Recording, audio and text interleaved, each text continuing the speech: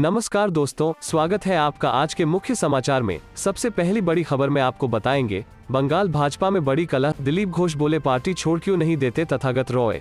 इसी के साथ दूसरी बड़ी खबर में जिक्र होगा कि सांसद रामचंद्र जांगड़ा प्रकरण, हिसार के नारनौंद थाने में जुटे हजारों किसान।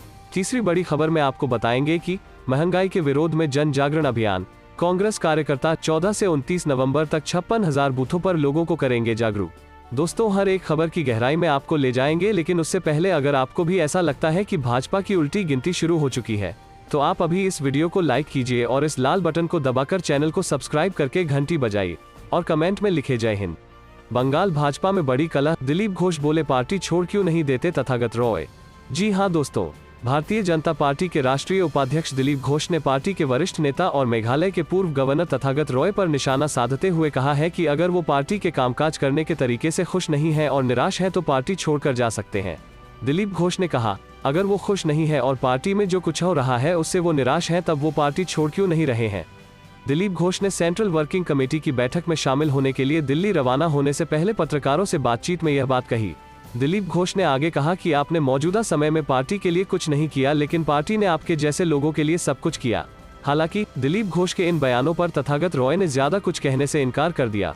उन्होंने कहा कि दिलीप घोष ने जो कुछ भी कहा वो उसे ज्यादा महत्व नहीं देना चाहते हैं। तथागत रॉय ने ट्वीट कर कहा, घोष कभी भी मेरे जवाब को नहीं समझ पाएंगे, उन्हें समझाने का प्रयास व्यर्थ है, इसलिए मैं इसे ज्यादा महत्व नहीं दे रहा हूँ। पश्चिम बंगाल विधानसभा चुनाव में हाल में बीजेपी को मिली पराजय के बाद से रॉय लगातार दिलीप घोष, कैलाश विजयवर्गीय, अरविंद मेनन और शिव प्रकाश जैसे वरिष्ठ नेताओं पर निशाना साधते रहे हैं। इधर दिलीप घोष द्वारा पार्टी छोड़ने की नसीहत दिए जाने पर तथागत रॉय ने अपनी प्रतिक्रिया में कहा, दिलीप घोष ने मुझे सलाह दी है कि अगर मैं पार्टी में शर्मिंदगी महसूस कर रहा हूं तो मुझे पार्टी छोड़ देना चाहिए। मैं उन्हें गंभीरता से नहीं लेता। मैं पार्टी का एक साधारण सदस्य हूँ, लेकिन मैं बना रहूंगा और पार्टी को सही दिशा में ले जाने का प्रयास करता रहूंगा। चलते हैं अगली खबर की तरफ। सांसद रामचंद्र जांगड़ा प्रकरण, हिसार के नारनौंद थाने में जुटे हजारों किसान। जी हां दोस्तों, सांसद रामचंद्र जांगड़ा प्रकरण में हिसार के नारनौंद थाने में किसानों की पंचायत चल रही है। किसानों ने 2 घंटे का अल्टीमेटम दिया है। पंचायत में प्रदेश भर से भारी संख्या में किसान पहुंचे हैं। प्रशासन की तरफ से मौके पर बड़ी संख्या में पुलिस बल तैनात किया गया है। सुरक्षा के लिहाज से 1 एसपी, 4 डीएसपी, 10 इंस्पेक्टरों को जिम्मेदारी सौंपी गई है। एक कंपनी सीआरपीएफ की तैनात की गई है। राज्यसभा सदस्य रामचंद्र जांगड़ा की गाड़ी के शीशे व उन पर हमला करने को लेकर पुलिस ने 3 नामजद सहित 60 अन्य किसानों पर मामला दर्ज किया था। वहीं एक किसान गंभीर रूप से घायल है। घायल किसान हिसार के निजी हॉस्पिटल में भर्ती है। इसको लेकर किसानों ने शुक्रवार को थाने में पड़ाव डालकर ऐलान कर दिया था कि वे शनिवार को थाने में इकट्ठा होकर बड़े संघर्ष की घोषणा करेंगे। किसानों ने प्रशासन के समक्ष 2 घंटे का अल्टीमेटम देते हुए 2 मांगे रखी हैं कि किसानों पर दर्ज हुए मामले वापस लिए जाएं और रामचंद्र जांगड़ा के गनमैन व पीए के खिलाफ मामला दर्ज करें। दोपहर को करीब 1 बजे सतरोल खाप व 12 खाप के लोग रणनीति बनाने के लिए कस्बे की जाट धर्मशाला में आंदोलन की आगे की रणनीति बनाने के लिए बैठक कर रहे हैं। चलते हैं अगली खबर की तरफ। महंगाई के विरोध में जन जागरण अभियान, कांग्रेस कार्यकर्ता 14 से 29 नवंबर तक 56,000 बूथों पर लोगों को करेंगे जागरूक। जी हां दोस्तों, हाल ही में केंद्र सरकार ने दिवाली के मौके पर पेट्रोल और डीजल के दामों में कमी की है। इसके बावजूद भी विपक्ष लगातार महंगाई के विरोध में केंद्र सरकार को घेरे हुए हैं। विपक्ष का कहना है कि जितनी इनके दामों में कमी की गई है, उससे ज्यादा पिछले 6 महीनों में इनकी कीमतों में वृद्धि की गई है। पेट्रोल, डीजल, रसोई गैस, बढ़ती महंगाई के विरोध में अब कांग्रेस पार्टी राज्य में जन जागरण अभियान शुरू करने जा रही है। भाई दूज पर अपने सीकर के नवलगढ़ रोड में निजी आवास पर प्रदेश कांग्रेस कमेटी अध्यक्ष गोविंद सिंह डोटासरा ने कहा कि बढ़ती महंगाई के विरोध में पार्टी 14 से 29 नवंबर तक राज्य के 56,000 बूथों पर जन जागरण अभियान चलाएगी। डोटासरा ने बताया कि आज महंगाई इतनी ज्यादा बढ़ चुकी है कि आम आदमी का जीवन यापन करना संघर्षपूर्ण हो चुका है। खाद्य पदार्थों, पेट्रोल, डीजल, रसोई गैस आदि के दामों में केंद्र सरकार लगातार वृद्धि कर रही है। जन जागरण अभियान में पार्टी के नेता और कार्यकर्ता राज्य के 56,000 बूथों के गांव-गांव और ढाणी-ढाणी जाकर आमजन को महंगाई के विरोध में जागरूक करेंगे। डोटासरा ने कहा कि मंत्रिमंडल विस्तार आलाकमान और मुख्यमंत्री का विशेषाधिकार है। जब वह चाहेंगे तब मंत्रिमंडल का विस्तार होगा। डोटासरा ने कहा कि राजनीतिक नियुक्तियों का रोड मैप तैयार हो चुका है। प्रभारी अजय माकन ने इस पर पहले ही कहा था कि दीपावली पर कार्यकर्ताओं को तोहफा मिलेगा। चलते हैं अगली खबर की तरफ। बिहार भाजपा प्रदेश अध्यक्ष संजय जायसवाल के बयान से मचा तहलका, शराबबंदी कानून को बताया फेल। जी हां दोस्तों, बिहार में शराबबंदी के बावजूद यहां जहरीली शराब पीने से अब तक 28 लोगों की मौत हो चुकी है। इसको लेकर विपक्ष लगातार सरकार पर हमलावर है। वहीं शनिवार को बिहार भाजपा के प्रदेश अध्यक्ष संजय जायसवाल ने राज्य में शराबबंदी कानून को फेल बताया। उन्होंने बिहार पुलिस की भूमिका पर सवाल खड़े किए हैं और पुलिसकर्मियों को शराब माफिया का सहयोगी बताया है। प्रदेश अध्यक्ष ने सरकार से मांग की है कि शराबबंदी कानून को लेकर विस्तृत समीक्षा करने की दरकार है। जायसवाल ने कहा कि बिहार के कई इलाकों में शराब की बिक्री हो रही है। स्थानीय स्तर पर मिलीभगत के कारण शराब पीने पिलाने का दौर जारी है। इसके साथ ही जायसवाल ने जहरीली शराब पीने के चलते हुई मौतों पर चिंता व्यक्त की है। उन्होंने कहा कि बिहार में शराबबंदी लागू किए 5 साल पूरे हो चुके हैं। इसकी सफलता और असफलता पर विचार करना आवश्यक है। जदयू के राष्ट्रीय अध्यक्ष ललन सिंह ने शनिवार को पत्रकारों से कहा, शराबबंदी कानून लागू है और लागू रहेगा। जो डेथ हो रही है उसकी जांच हो रही है। गोपालगंज में जहरीली शराब कांड हुआ था। कितने लोगों की सजा हुई, उदाहरण सबके सामने है। हत्या के लिए कानून फांसी बना हुआ है, फिर भी लोग हत्या करते हैं ना। गिरफ्तार होते हैं तो फांसी होती है। कानून का उल्लंघन कीजिएगा, फांसी होगी, सजा होगी। जो कानून में प्रावधान है वह लागू होगा। वहीं जदयू प्रवक्ता निखिल मंडल ने संजय जायसवाल के बयान पर कहा कि निश्चित तौर पर 16 नवंबर को मुख्यमंत्री नीतीश कुमार जो समीक्षा बैठक करने जा रहे हैं, उसमें शराबबंदी कानून में और क्या बदलाव लाए जा सकते हैं, जागरूकता के लिए क्या कुछ किया जा सकता है, इस पर विचार करेंगे। चलते हैं अगली खबर की तरफ। राहुल का सरकार पर निशाना, कहा विकास की गाड़ी रिवर्स गियर में है और ब्रेक भी फेल है। जी हां दोस्तों, कांग्रेस के पूर्व अध्यक्ष राहुल गांधी अक्सर चर्चा में रहते हैं।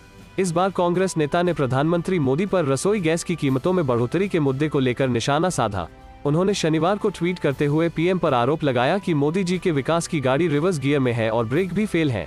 राहुल गांधी ने एक खबर का हवाला देते हुए यह दावा भी किया कि एलपीजी के दाम बढ़ने से लाखों परिवार चूल्हा फूंकने को मजबूर हैं। कांग्रेस नेता ने ट्वीट किया, विकास के जुमलों से कोसों दूर, लाखों परिवार चूल्हा फूंकने पर मजबूर।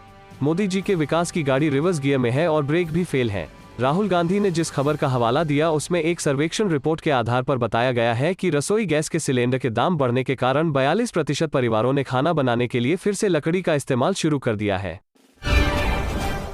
बिहार में मौतों पर तेजस्वी का बड़ा आरोप। उपचुनाव में नीतीश की शव पर मंत्रियों ने शराब बांटा, 20,000 करोड़ का चल रहा अवैध कारोबार। जी हां दोस्तों, बिहार में गोपालगंज और बेतिया में जहरीली शराब से मौतों के बीच नेता प्रतिपक्ष तेजस्वी यादव ने सीएम नीतीश कुमार पर बड़ा हमला बोला है।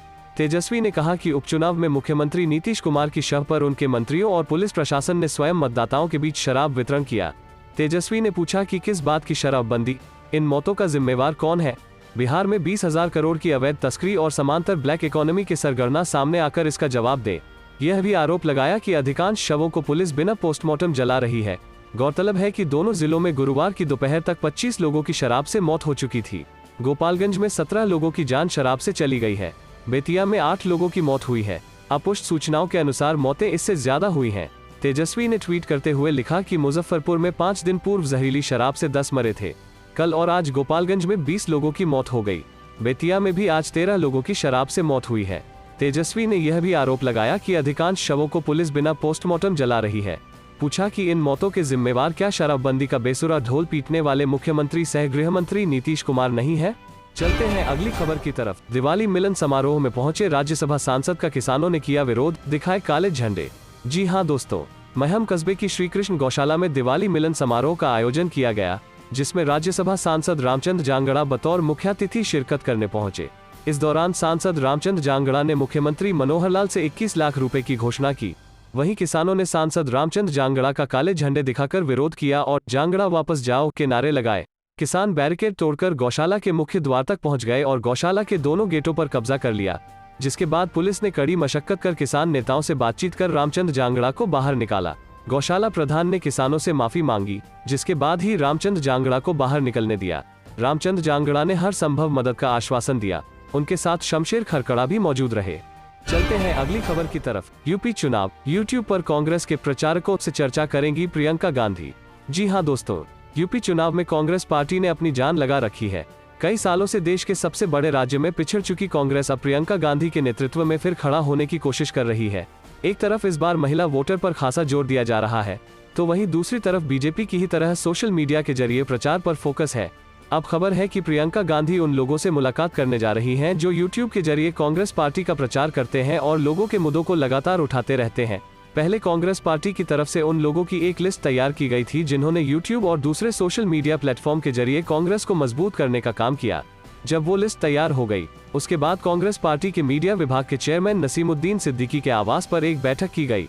उस बैठक में ये यूट्यूब वाले शख्स मौजूद रहे। मुलाकात के दौरान प्रियंका का जोश सिर्फ इसी बात रहा कि इन यूट्यूब चैनल्स के जरिए लगातार जनता के मुद्दों को उठाया जाए, लगातार सरकार को घेरने की कोशिश की जाए। कांग्रेस पार्टी का मानना है कि लोकल लोगों के पास स्थानीय परेशानियों का एक जखीरा होता है। ऐसे में अगर उन मुद्दों को जनता के बीच उठाया जाए तो कांग्रेस को कुछ फायदा हो सकता है। इसी सोच के आधार पर प्रियंका ये बैठकें कर रही हैं।